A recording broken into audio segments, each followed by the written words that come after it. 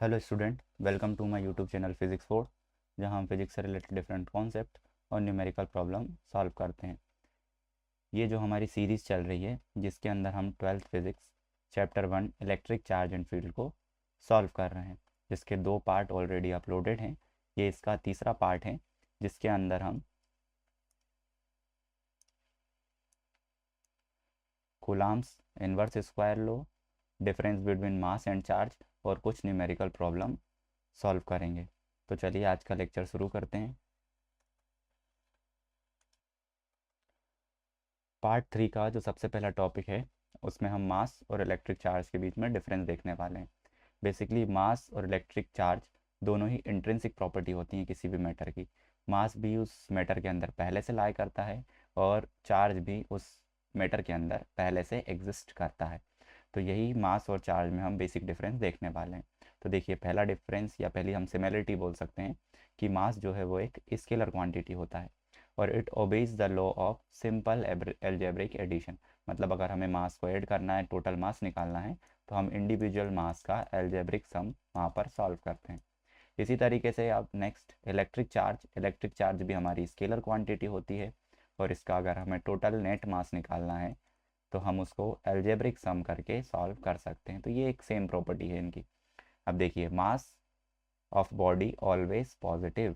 किसी भी ऑब्जेक्ट के ऊपर जो मास होगा वो हमेशा पॉजिटिव वैल्यू के साथ होगा, मास कभी भी नेगेटिव नहीं हो सकता। सेकंड इसका देखिए, charge can be negative, positive और ज़ीरो। जैसे हम देख ही चुके हैं कि नेगेटिव मास होता है इलेक्ट्रॉन के ऊपर, पॉजिटिव मास होता है प्रोटॉन के ऊपर जिसको हम ई प्लस या पी लिख देते हैं, और ज़ीरो मास होता है हमारे न्यूट्रॉन के ऊपर। तो जो चार्ज है उसकी तीनों वैल्यूज़ पॉसिबल है, नेगेटिव, पॉजिटिव और ज़ीरो। अब देखिए, मास जो है वो कंजर्व्ड नहीं होता। Mass is not conserved according to E is equals to M C square. जो m1 है या इनिशियल मास है mi है, वो m फाइनल के बराबर नहीं होता है अकॉर्डिंग टू आइंस्टीन। इन्होंने एक रिलेशन दिया था जिसको हम रिलेटिविटी वाला रिलेशन कहते हैं, जिसके अंदर मास वेलोसिटी के ऊपर डिपेंड करता है और मास कैन कन्वर्टेड इनटू एनर्जी। तो कुछ इस तरीके का कुछ एक रिलेशन था। दैट्स वाई मास जो है कंजर्व नहीं होता, बट चार्ज ऑलवेज कंजर्व होता है। हमने सेकंड प्रॉपर्टी पढ़ी थी चार्ज के टाइम कि जो क्यू इनिशियल है वो हमेशा क्यू फाइनल के बराबर होगा। किसी भी तरीके की रिएक्शन हो, न्यूक्लियर रिएक्शन हो, केमिकल रिएक्शन हो, तो उसके अंदर चार्ज हमेशा कंजर्व रहता है। पर मास का ऐसा कन्फर्मेशन नहीं होता, इसकी वजह से उस रिएक्शन की बाइंडिंग एनर्जी चेंज करती है। बाइंडिंग एनर्जी चेंज होने की वजह से हम बोलते हैं मास जो है कंजर्व नहीं होता। नेक्स्ट देखिए, मास जो है वो क्वांटाइज नहीं होता, हमेशा कंटिन्यूस फॉर्म में होता है। देखा होगा आपने 14.2, 14.23, हमेशा मास किसी भी वैल्यूज़ में लाई कर सकता है। तो जो मास की वैल्यू होती है वो कंटिन्यूस होती है, पर चार्ज क्या होता है, क्वांटाइज्ड। क्वांटाइज मतलब it is dependent on integer 1 2 3 4 because of transfer of electron from one body to another body. वो एक इंटीजर नंबर से ही ट्रांसफ़र होंगे, क्योंकि ये क्वांटाइज चीज़ को बताता है हमें कि मास जो है वो कंटिन्यूस होगा, पर ये जो है वो क्वांटाइज्ड होगा, जिसे हम दूसरे वर्ड में बोल देते हैं डिस्क्रीट। तो charge also have a nature of discrete. Next देखिए, मास जो है वो वेलोसिटी के साथ इंक्रीज करता है इस रिलेशन की वजह से। ये जो रिलेशन लिखा ना, M is equals to M naught 1 - v² / c², इस रिलेशन को अगर हम देखें तो मास जो है वो वेलोसिटी के साथ इंक्रीज करता है। बट जो चार्ज है, charge of body does not depend on velocity of charge. उस बॉडी की या उस चार्ज की वेलोसिटी के ऊपर जो बॉडी का चार्ज है वो डिपेंड नहीं करता है, इंडिपेंडेंट होता है। सिक्स देखिए, the force between mass always be attractive. हमने न्यूटन्स लॉ 11th क्लास में पढ़ा होगा, ग्रेविटेशनल लॉ था जो।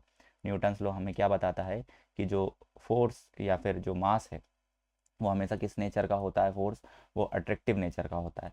बट यहाँ पर क्या होगा, दिस फोर्स जो है हमारा इलेक्ट्रोस्टैटिक फोर्स है, या जो चार्जेस के बीच में जो फोर्स होता है वो हमेशा ये अट्रैक्टिव नेचर का भी हो सकता है और रिपल्सिव नेचर का होता है। बोथ नेचर इसके पास होते हैं। और इसमें एक जो फोर्स के बीच में हम जब इनका रिलेशन पढ़ेंगे तो जो इसका फोर्स भी है वो इन्वर्स स्क्वायर लॉ को फॉलो करता है। सिमिलरली कूलम्ब्स लॉ भी जो है इन्वर्स स्क्वायर लॉ को फॉलो करता है। इन्वर्स स्क्वायर लॉ का फॉलो करने का मतलब क्या है कि वो डिस्टेंस से स्क्वायर से इन्वर्सली प्रोपोर्शनल होता है। जो उन ऑब्जेक्ट्स के बीच की डिस्टेंस है उनके डिस्टेंस के इन्वर्सली प्रोपोर्शनल होता है विद द स्क्वायर। तो ये हमारा कुछ मास और इन चार्ज के बीच में डिफरेंस था। अब देखिए, हम आगे की तरफ बढ़ते हैं। एक नेक्स्ट डेफिनेशन है जो कभी कभी पूछ लेते हैं, पॉइंट चार्ज, कि पॉइंट चार्ज क्या मतलब है। तो कहीं भी इस तरीके से चार्ज ड्रॉ कर दो तो ये हमारा क्या कहलाएगा, पॉइंट चार्ज। पर हम इसको थ्योरेटिकली कैसे लिखेंगे, तो देखिए, the point charge are those charges whose size negligible than the distance between the charge। अब क्या सपोज कर रहे हैं कि एक चार्ज ये रखा है और दूसरा चार्ज ये रखा है, Q1 एंड Q2। अब इनके बीच देखिए इन दोनों का सेपरेशन क्या है, इनके साइज से बहुत ज़्यादा है। देखिए जो हमने इनका साइज़ बनाया वो तो बहुत स्मॉल बनाया है, एक स्फेरिकल शेप बनाया है, पर इनके बीच का जो सेपरेशन है, सेपरेशन बहुत लार्ज है। तो साइज़ अगर लार्ज के कंपैरिजन में बहुत स्मॉल हो तो उसी को हम पॉइंट चार्ज कह देते हैं, कि उस पर्टिकुलर ऑब्जेक्ट का डिस्टेंस या सेपरेशन उसके साइज से बहुत ज़्यादा हो तो वो हमारा पॉइंट चार्ज कहलाता है। अब पॉइंट चार्ज क्यों बताया या क्यों डिस्कस कर रहे हैं, क्योंकि हम कूलम्ब्स लॉ की बात करेंगे, Coulomb's inverse square law. Coulomb's inverse square law only valid for point charges. Point charges मतलब उनके बीच का सेपरेशन जो है उनके साइज़ के कंपैरिजन में ज़्यादा होना चाहिए, इसलिए हमने पॉइंट चार्ज डिस्कस कर लिया। तो अब देखिए नेक्स्ट जो है वो क्या है, कूलम्ब्स इनवर्स स्क्वायर लॉ। ये इंपॉर्टेंट टॉपिक है, इसी से हम फोर्स निकालते हैं। ये कूलम्ब्स जो लॉ हम पढ़ेंगे वो पहले डिस्क्रीट चार्जेस के लिए पढ़ेंगे। डिस्क्रीट चार्जेस के लिए पढ़ेंगे मतलब चार्जेस जो होंगे प्लेस वो डिफरेंट डिफरेंट पोजीशंस पे हो सकते हैं, तो उसे हम डिस्क्रीट बोलेंगे। इसी तरीके से हम कंटिन्यूस के लिए भी पढ़ेंगे, पर पहले हम डिस्क्रीट के लिए कूलम्ब्स लॉ डिस्कस कर रहे हैं, जिसका पूरा नाम क्या है, Coulomb's inverse square law. Inverse square law कहने का मतलब क्या है, जैसे पिछली स्लाइड में बताया था, F is inversely proportional to R square, that's why हम इसको इनवर्स स्क्वायर लॉ भी बोलते हैं। कूलम्ब्स लॉ भी आएगा तो भी यही सॉल्व करना है। तो और या फिर हम इसका दूसरा नाम एक और सपोज करें तो फोर्स, या इसको हम ऐसा बोल देते हैं, फोर्स बिटवीन टू चार्जेस। तो ये बेसिकली हमारा एक रिलेशन है। तो फोर्स बिटवीन टू चार्जेस भी हम इसको डिस्कस कर सकते हैं, आप बोल सकते हैं। तो देखिए एक सेकेंड, पेन चेंज कर लो। देखिए अब क्या लिखा है, Coulomb's inverse square law. According to Coulomb's law, the force of attraction और repulsion between the two charges is equals to product of their magnitude of charges, है ना, मैग्नीट्यूड ऑफ चार्जेस लिख सकते हैं इसको, या magnitudes, and inversely proportional to the square of distance between them. This force act along the line joining the two charges. तो ये basically Coulomb's law की डेफिनेशन हो गई, या फिर हम कूलम्ब्स लॉ बोल सकते हैं।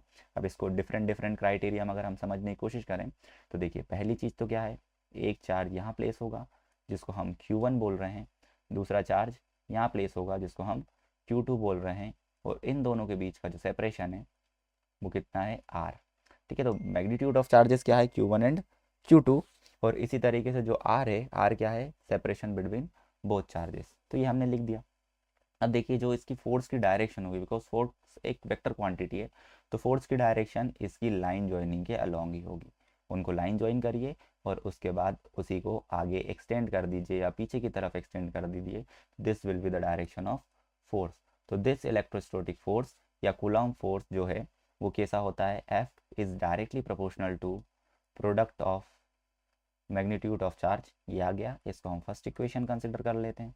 सिमिलरली सेकंड कंडीशन क्या लिखी है, F is inversely proportional to the square of distance between them. इसको हम इक्वेशन नंबर सेकंड कंसिडर कर लेते हैं। अब इन दोनों को हम सपोज करेंगे तो देखिए एफ जो है वो एक प्रोपोर्शनल आ जाएगा, दोनों को सेपरेट कंबाइन करके लिख देते हैं, Q1 Q2 by R square. तो ये हमारा फोर्स आ गया। यहाँ पर प्रोपोर्शनलिटी कांस्टेंट हटाना है तो एक कांस्टेंट हम सपोज करते हैं, जो कांस्टेंट क्या होता है, कैपिटल के। Capital K Q1 Q2 by R square. तो this will be the force between both the charges. तो ये हमारा फोर्स की वैल्यू हो गई। यूनिट क्या लिख सकते हैं हम इसकी, न्यूटन। तो न्यूटन इसकी हो गई यूनिट। तो देखिए, तो ये हमारा इसका फोर्स का फॉर्मूला यहाँ से निकल के आ गया कि F is equals to K Q1 Q2 by R square. Similar to the gravitational force, बस ग्रेविटेशनल फोर्स में G आता था और चार्जेस की जगह मासेस इंक्लूड करते थे हम, और वो हमेशा अट्रैक्टिव नेचर का होता है। ये अट्रैक्टिव और रिपल्सिव दोनों नेचर का हो सकता है। तो उसकी हम अट्रैक्टिव और रिपल्सिव की यहाँ पर एक दो चीज़ें लिख लेते हैं। तो force of attraction between unlike charges.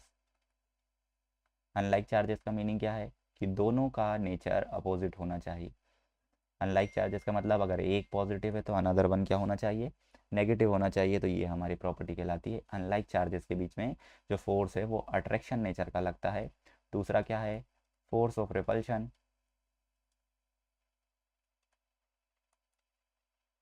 Between like charges.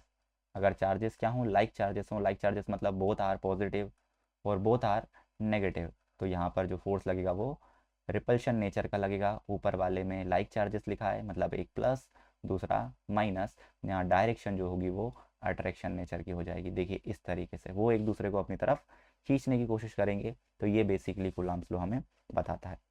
तो देखिए नेक्स्ट स्लाइड पे चलते हैं। इसमें वन कूलम्ब चार्ज लिखा हुआ है, तो पहले हम इस के को एक्सप्लेन करते हैं, फिर हम नेक्स्ट आगे की तरफ मूव ऑन करेंगे। तो देखिए जो हमारा के था, के जिसको हम बोलते हैं इलेक्ट्रोस्टैटिक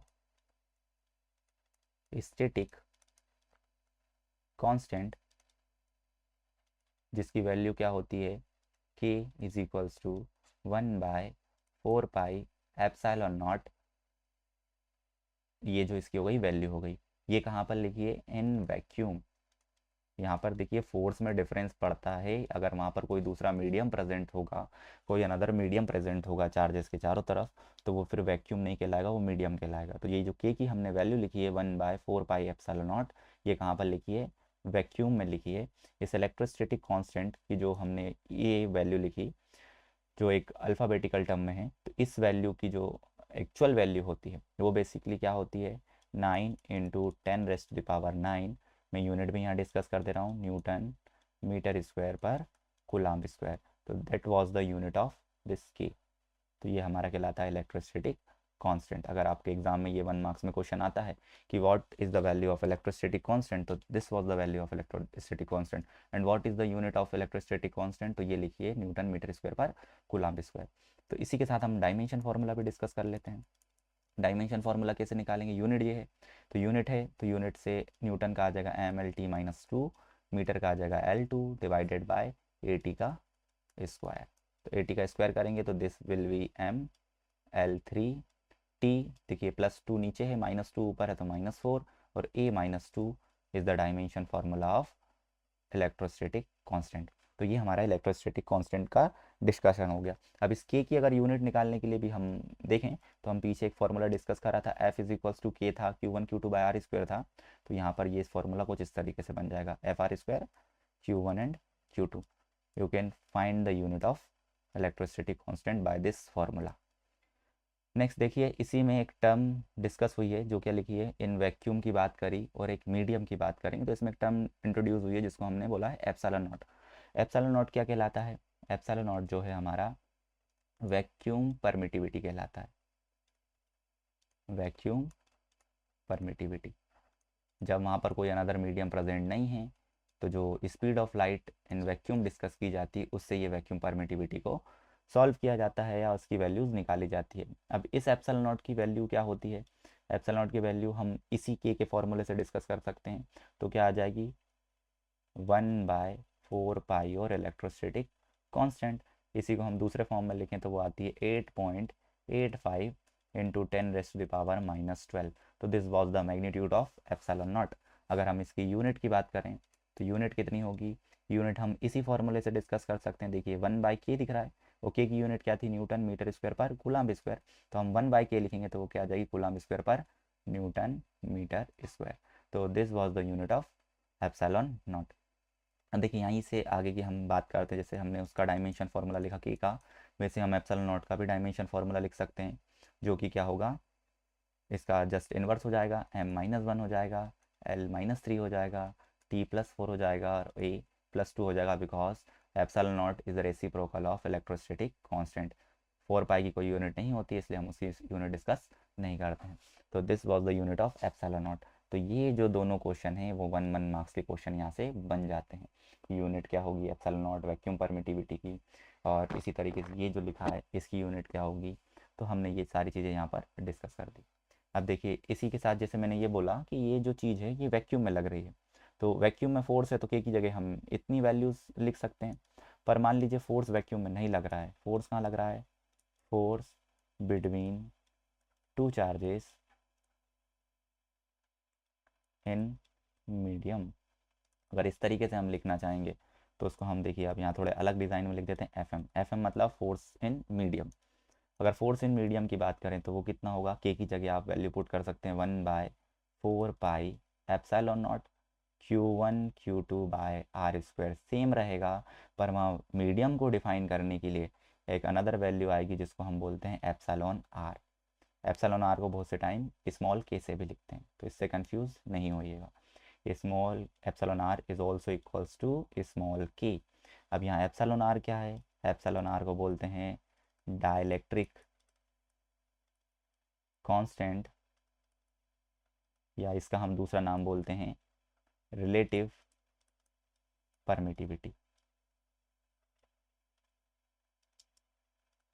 तो इसके दो नाम हैं, रिलेटिव परमिटिविटी या फिर डाइलेक्ट्रिक कांस्टेंट। तो ये एप्सिलॉन आर है, ये मीडियम के प्रेजेंस को बताएगा वहाँ पर, जो कि फोर्स की वैल्यू को थोड़ा सा कम कर देता है। तो epsilon R always greater than 1। एक रिलेशन याद रखिएगा, epsilon R equals to 1 for air but greater than 1 for any other medium. Air को छोड़ के जो भी आ जाएगी, गैसेज आ जाएंगी, कुछ भी आ जाएगा, वैक्यूम को छोड़ के कोई भी चीज़ आ जाएगी तो उसके लिए ये वैल्यू 1 से ज़्यादा होगी।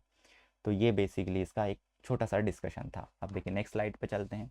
यहाँ पर नेक्स्ट डेफिनेशन जो है वो क्या है, 1 कूलाम चार्ज की। तो 1 कूलाम चार्ज क्या होता है, 1 कूलाम चार्ज कैसे डिफाइन करेंगे, तो वो देख लीजिए कि 1 coulomb charge is that charge which exert force of repulsion of 9 × 10⁻⁹ Newton on similar like charges placed at 1 meter distance apart from each other या from that charge।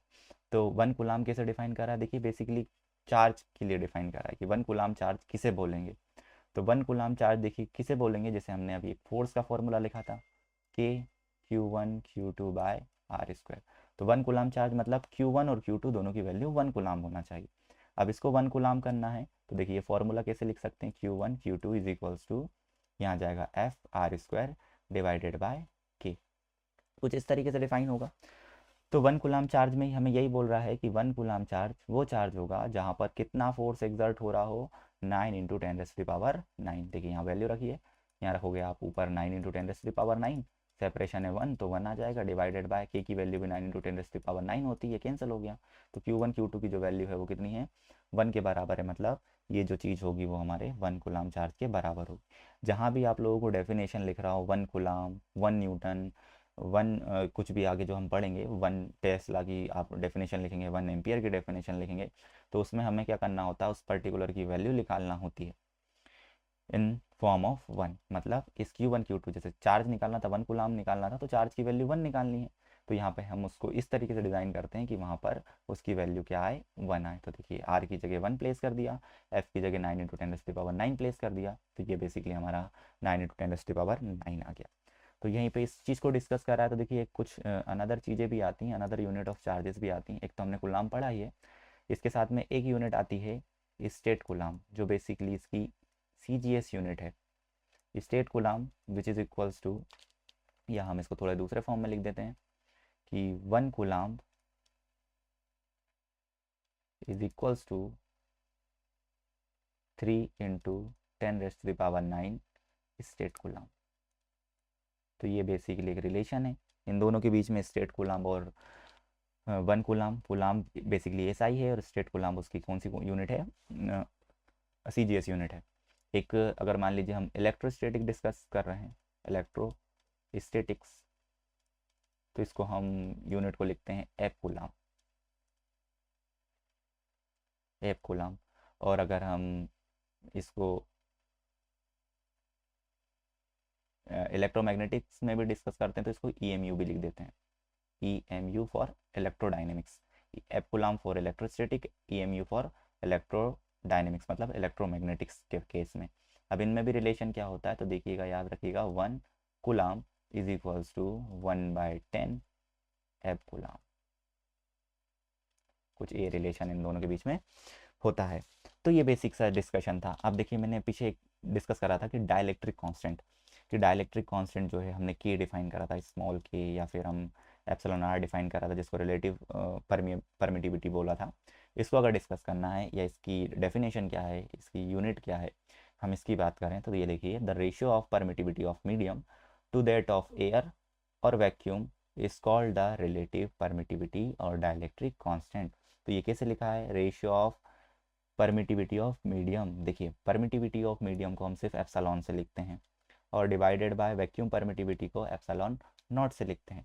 तो ये बेसिकली एक रिलेशन निकल के आया डाइलेक्ट्रिक कांस्टेंट का vacuum permittivity से और मीडियम परमिटिविटी से। ऊपर जो है वो मीडियम परमिटिविटी है, मतलब मीडियम को डिफाइन करने वाली वैल्यू, नीचे क्या है वैक्यूम परमिटिविटी है जो वैक्यूम को डिफाइन करेगी। तो ये बेसिक दोनों में एक डिफरेंस है, medium by vacuum is called dielectric constant या रिलेटिव परमिटिविटी।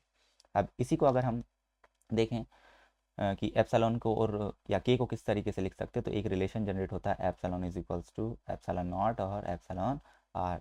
तो आप हमेशा कोशिश करिएगा पहले फोर्स आप वैक्यूम में निकालें, या कोई भी चीज़ जो है पहले वैक्यूम में निकालें, फिर उसको कन्वर्ट करने का तरीका क्या है, एप्सिलॉन नॉट से एप्सिलॉन आर को आप मिक्स कर सकते। तो ये आप रिलेशन याद रखिएगा, जब भी मीडियम में निकालना है मतलब आपको एप्सिलॉन लिखना है एप्सिलॉन नॉट की जगह, और सिर्फ मल्टीप्लाई कर देना है उसका डाइलेक्ट्रिक कांस्टेंट से या रिलेटिव परमिटिविटी से। अब मैं यूनिट की बात कर रहा था, तो देखिए यूनिट, तो यूनिट क्या होगी, एप्सिलॉन आर की जो यूनिट है, इस एप्सिलॉन आर की यूनिट जो है वो यूनिट लेस होती है, देयर इज़ नो यूनिट, और ये डायमेंशन लेस क्वांटिटी है बिकॉज ऊपर भी एप्सिलॉन जो एक परमिटिविटी है, नीचे भी एप्सिलॉन नॉट, दोनों की यूनिट सेम, एक दूसरे से कैंसिल हो जाएगी, तो यूनिट लेस और ये डायमेंशन लेस होगा। तो ये इसमें बेसिक सा एक वो है। देखिए डाइलेक्ट्रिक कांस्टेंट का एक अनदर फार्मूला नीचे डिफाइन करा है या अनदर तरीके से डिफाइन करा है, आप दोनों में से कोई भी डेफिनेशन लिख सकते हैं। क्या लिखा है, the ratio of force acting between two point charges kept at certain distance apart in air to the force acting between the same charges in the medium at same distance is called dielectric constant. अब dielectric constant मतलब small k, we can say epsilon r which is equals to force in vacuum divided by force in medium। कुछ इस तरीके से भी dielectric constant define होता है। तो देखिए डायलेक्ट्रिक कांस्टेंट इस पूरे चैप्टर में चलने वाला है अप टू सेकंड चैप्टर। पूरे सेकंड चैप्टर तक हम पढ़ेंगे, हम पोटेंशियल निकालेंगे तो भी लिखेंगे, इलेक्ट्रिक फील्ड निकालेंगे तो भी लिखेंगे। तो यही इसका फॉर्मूला होता है। इसी को आगे के फॉर्म में लिख देता हूँ, आप याद रख लीजिएगा, फिर हम उसको चेंज कर लेंगे। ये होता है electric field of vacuum upon electric field in medium, potential energy in vacuum divided by potential energy in medium, potential in vacuum divided by potential in medium. और यहाँ पर एक और चीज़ आती है, capacitance in medium divided by capacitance in vacuum. इस तरीके से कुछ डायलेक्ट्रिक कांस्टेंट डिफाइन होता है। इतने सारे फॉर्मूले से आप उसकी वैल्यू फाइंड कर सकते हो, और एग्ज़ाम में भी कुछ न्यूमेरिकल वगैरह प्रॉब्लम इस पे बेस्ड आ जाती हैं, तो इस पे थोड़ा सा गौर करिएगा या ध्यान ध्यान रखिएगा इस चीज़ को, फॉर्मूलेस को। तो ये अभी तक का हमारा डिस्कशन था कि कूलाम्स लॉ जो है वो अट्रैक्टिव और रिपल्सिव दोनों नेचर का होता है। उसकी डायरेक्शन जो बनाएंगे हम वो लाइन जॉइनिंग के अलोंग बनाएंगे, और उनके बीच में जो अट्रैक्शन का फोर्स है वो अनलाइक चार्जेस के बीच में लगेगा, मतलब नेचर ऑफ चार्ज में भी डिफरेंट, और जो रिपल्सिव फोर्स लगेगा वो सेम चार्जेस के बीच में लगेगा। अब देखिए डाइलेक्ट्रिक कांस्टेंट हमने डिस्कस करा, तो हम इसकी डिफरेंट वैल्यूज़ भी डिस्कस कर लेते हैं। कुछ कुछ आपको याद रखना हो सकती हैं, जैसे एयर और वैक्यूम के लिए हम 1 ही यूज़ करेंगे क्योंकि बहुत स्मॉल वैल्यू है। ऑक्सीजन की कभी कभार आ जाती है, आपको इस वैक्स वगैरह ये आप कुछ सब कुछ देख सकते हो। एक वाटर की आप लोगों को याद रखनी है, क्योंकि वाटर की वो मोस्ट ऑफ द टाइम पूछ लेते हैं आप लोगों से कि वाटर की जो यूनिट है या डाइलेक्ट्रिक कांस्टेंट कितना होता है। तो ये कुछ इस तरीके से हम इसको कैलकुलेट कर सकते हैं। तो अब देखिए हम यहाँ पर कुछ न्यूमेरिकल प्रॉब्लम सॉल्व करते हैं। तो पहली न्यूमेरिकल प्रॉब्लम जो है वो ये वाली है। एक सेकेंड रुकिएगा, इसको हम शिफ्ट कर लेते हैं नेक्स्ट पेज पे दोनों को।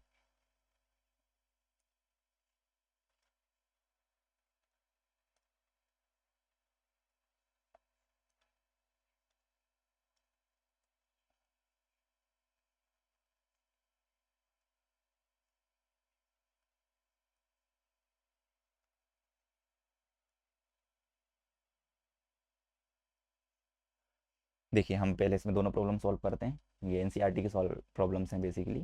तो देखिए क्या है, सबसे पहला टू चार्जेस, पहला solution number 1, two charges each of 3 microcoulomb. देखिए दो चार्जेस दिए हैं Q1 और Q2, दोनों की वैल्यू कितनी है 3 माइक्रोकूलम। माइक्रो का मतलब कितना होता है 3 इंटू 10⁻⁻⁻6 कूलम, माइक्रो का मतलब -6। प्लेस्ड एट 0.15 मीटर अपार्ट, कितनी डिस्टेंस पे प्लेस है एक दूसरे से 0.15 15 मीटर। एसआई में ही कन्वर्ट करने की ज़रूरत नहीं है, ऊपर एसआई में नहीं था तो हमने एसआई में उसे कन्वर्ट कर लिया। Each other in air, air लिख दिया, तो एयर लिख दिया मतलब एप्सिलॉन आर की वैल्यू जो होगी यहाँ पर 1 होगी। ये वैक्यूम में डिस्कशन हो रहा है। Calculate the coulomb force acting between them, उन दोनों के बीच में कूलाम्स फोर्स निकालना है। तो कूलाम्स फोर्स निकालना है तो हम कैसे निकालेंगे, कूलाम्स लो। कूलाम्स लो क्या है, F is equals to capital K Q1 Q2 by R square. के की वैल्यू थी 9 इंटू 10⁻⁹। यूनिट भी लिख सकते हैं आप लोग, थोड़ा सा अगर एक्यूरेसी सही रहे उसके लिए, न्यूटन मीटर स्क्वायर पर कूलाम्ब स्क्वायर। चार्ज की वैल्यू क्या है, दोनों की सेम है, 3 into 10⁻⁻6 for first charge into 3 into 10⁻⁻6 for second charge, divided by R. R कितना है 0.15 और इसका स्क्वायर, और ये मीटर में था तो मीटर स्क्वायर। तो देखिए कूलाम्ब स्क्वायर से ये coulomb coulomb cancel, metre square से मीटर स्क्वायर कैंसिल। तो देखिए हमारे पास फोर्स की यूनिट लास्ट में न्यूटन ही बचेगी। तो ये एक वैलिडेशन के लिए है कि आप आंसर सही निकालें। तो 10⁻⁹, 3 इंटू 3 भी 9 इंटू ये आ जाएगा हमारा 10⁻⁻12, 6 इंटू 6 -12, डिवाइडेड बाय 0.15 है तो इसको क्या लिख सकते हो आप, 0.15 इंटू 0.15 टू टाइम्स। ठीक है, तो हमारा ये कुछ इस तरीके से डिफाइन हो सकता है। अब इसी को आप सॉल्व करेंगे आगे, तो 9 इंटू 9 हो गया 81 इंटू 10⁻³ बचेगा -3, क्योंकि यहाँ +9 है, ये -12 है तो -3। 15 इंटू 15 होता है 225, और 4 के बाद है डिजिट तो ये आ जाएगा 0.225। अब आप इसको और ज़्यादा कैलकुलेट करना है तो आप इसे कैलकुलेट कर सकते हैं। तो ये बेसिकली आंसर कितना आएगा, 3600 इंटू 10⁻⁻3। अब देखिए पावर माइनस में है तो आप इसको डिवाइड में ले जा सकते हैं, तो बेसिकली ये जो फोर्स है वो आएगा हमारा 3.6 न्यूटन। तो इतना फोर्स उन दोनों के बीच में एक्ट होगा। अब एक देखिए एक दूसरा क्वेश्चन है, जो ये वाला जो है इसका सॉल्यूशन हम यहीं कर देते हैं छोटे से में। क्या आ जाएगा इसका सॉल्यूशन, क्या लिखा देखिए, dielectric constant of water. Dielectric constant of water मतलब एप्सिलॉन आर, जो कितना दिया है 80। What will be its permittivity, उसकी परमिटिविटी क्या होगी, परमिटिविटी मतलब एप्सिलॉन नॉट। क्या लिखोगे, epsilon naught into epsilon R. Epsilon is equals to epsilon naught epsilon R. ये वैक्यूम मीडियम परमिटिविटी, ये वैक्यूम परमिटिविटी, और ये रिलेटिव परमिटिविटी जिसको हम डाइलेक्ट्रिक कांस्टेंट भी बोलते हैं। तो दोनों की वैल्यू को मल्टीप्लाई कर दीजिए, बेसिकली 8.85 इंटू 10⁻⁻12 इंटू 80। तो ये हमारे इकाई की वैल्यू निकल के आ जाएगी, एप्सिलॉन की वैल्यू निकल के आ जाएगी।